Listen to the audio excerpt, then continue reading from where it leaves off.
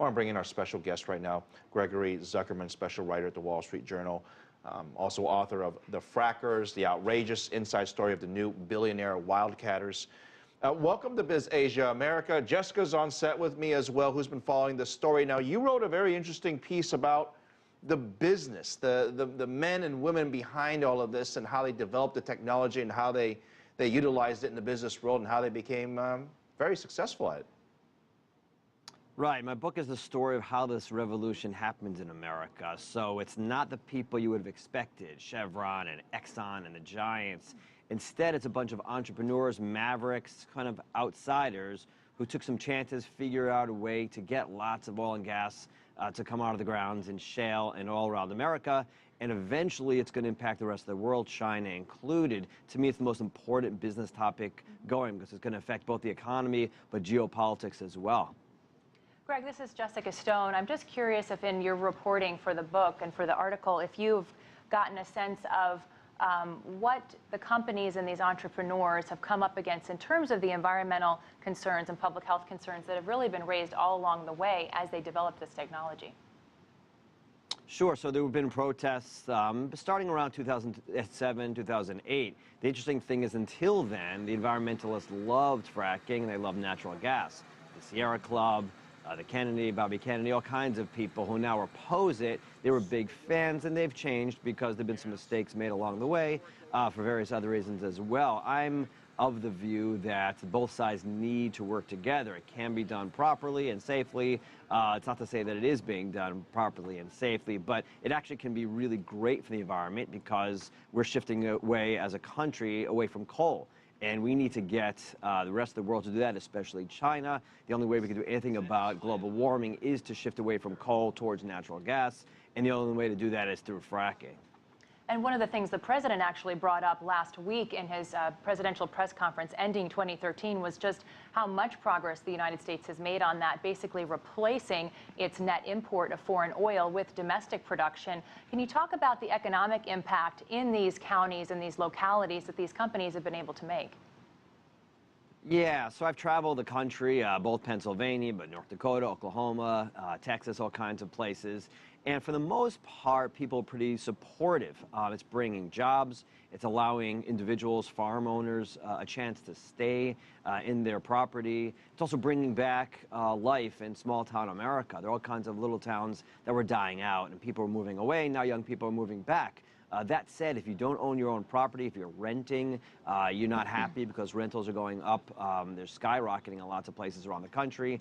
And there are the worries about the environmental ills that sometimes happen when they make mistakes. It's not necessarily from fracking per se. It's often from wells that aren't sealed properly, and that happens left and right. They're getting better at that, but they still make too many mistakes. Again, my argument is that we got to work with the producers as opposed to protesting against them.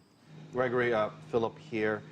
You mentioned some of the economic benefits, and I think everyone can appreciate that, but there has not been an official study done on the medium or long-term cost, really, to the environment about fracking. And in your interviews with these creators of fracking, so to speak, these inventors, these innovators, what do they feel? How do they feel about this particular topic? Did they sense that they were partially responsible, or do they sense that there isn't enough perhaps data point? I mean, do they even want to have a study to actually be done? Responsible for what? They argue that they've been fracking since around 1950 in this country, and there are very few examples of proven mistakes, proven ills that have resulted. There have been mistakes, but it's not necessarily due to fracking. A lot of the things that you see, like the lighting up of faucets when you strike a match, that's been happening forever in those parts of the country. I talk to old-timers. They say it's tricks. We used to do that when we were little. So there aren't so many definitive pieces of evidence against fracking. That said, there are mistakes that have been made. So in other words, fracking itself can be done properly, but there have been mistakes made along the way. When you talk to the producers, the companies, the entrepreneurs, they say they're getting better at it. They say they're concerned, but I would argue they're maybe not as concerned as they should be, but they're getting better at what they're doing. They're not as callous as one would think. You know, I had this sort of cliched view of these guys at Houston boardroom, you know, chomping on cigars and not caring about the environment. A lot of these people are hunters and they're fishers and outdoorsmen, and they do care, but maybe not as much as they should care. I want to follow up with that, Gregory. I mean, you mentioned the two sides need to work together.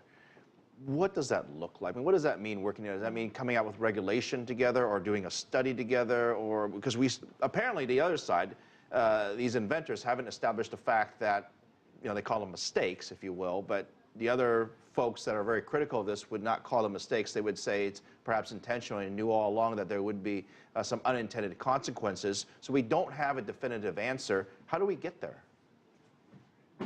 Well, when you say we don't have a definitive answer, all we can look at is the evidence so far. And you look at people like the EPA. So the EPA has said there's nothing inherent in fracking that's wrong. Are there people on the environmental side who won't take that as an answer? For sure. When you ask for how they're working together, I just point to Colorado, California, Wyoming. Just in the last few weeks, the big producers like Exxon and some others have joined together with some of the environmentalists who work with them, like the Environmental Defense Fund, to come up with tests before, tests during, tests after, new standards.